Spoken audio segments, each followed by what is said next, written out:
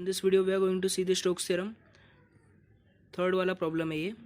सो evaluate यहाँ पे दिया है F bar X Y D X plus X Y square D Y. C is the square in the X Y plane. तो यहाँ पे vectors दे दिया है जो भी है. तो यहाँ पे पॉइंट्स दिया है 1 0 0 1 -1 0 0 -1. तो इसको मैंने ड्राइंग कर दिया यहाँ पे एक्स वाई प्लेन में.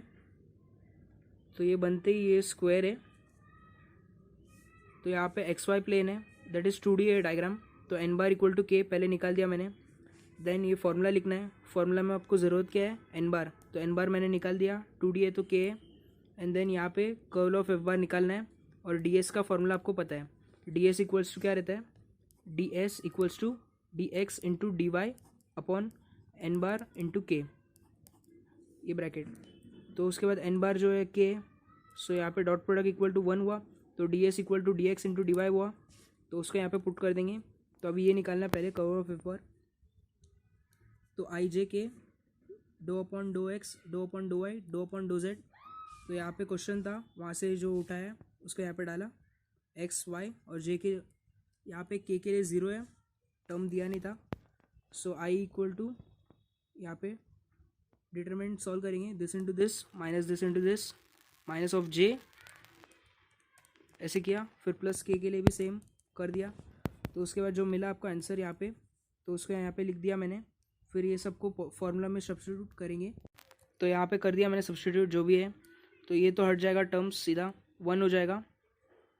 सो जो बचा है वो ये है. और यहाँ पे डी एक्स डी वाई यहाँ पे इंटीग्रेटिंग.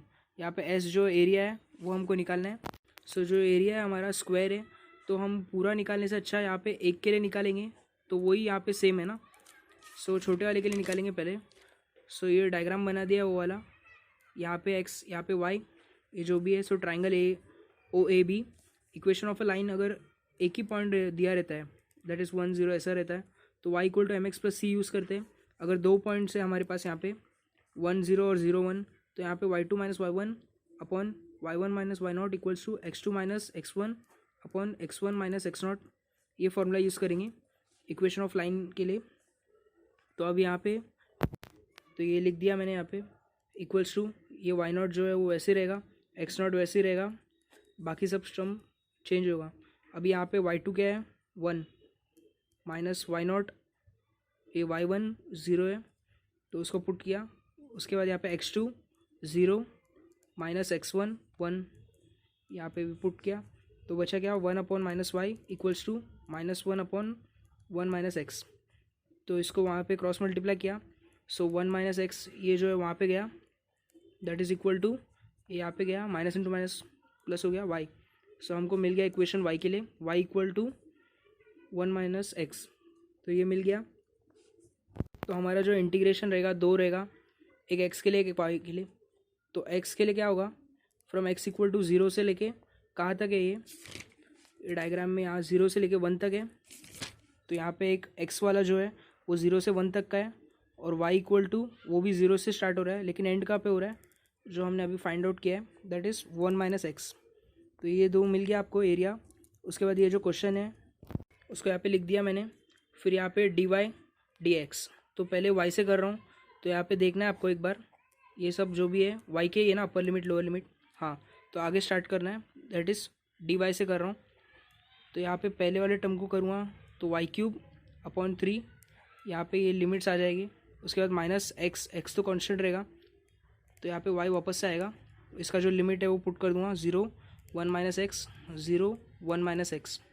और ये वाला टर्म यहाँ पे डी एक्स ये सब वैसे ही रहेगा, दैट इज़ 0 to 1 ये वाला. तो यहाँ पे पुट करूँगा upper limit minus lower limit, that is 1 minus x upon 3, ये रेस टू क्यूब है, माइनस लोअर लिमिट जब 0 पुट करूँगा तो ये 0 हो जाएगा. देन सेकंड वाले टर्म के लिए x इंटू यहाँ पे y की जगह पे आएगा 1 minus x minus lower limit 0 हो जाएगा. तो यहाँ पे बचा जो है वो dx और यहाँ पे इंटीग्रल ऑफ 0 to 1.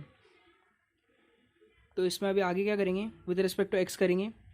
तो सिंपली मैं इसको और फर्दर 1/3 माइनस x/3 ऐसे नहीं कर सकता, क्योंकि यहाँ पे रेस टू क्यूब है पूरे ब्रैकेट के लिए.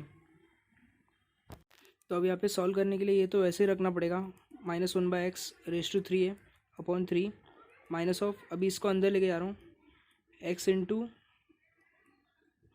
1 और यहाँ पे माइनस ऑफ एक्स स्क्वायर, ये हुआ, ये वैसे ही है। फिर उसके बाद आगे क्या कर सकता हूँ मैं, चाहिए तो इसको आगे यहाँ पे क्रॉस मल्टीप्लाई कर सकता हूँ।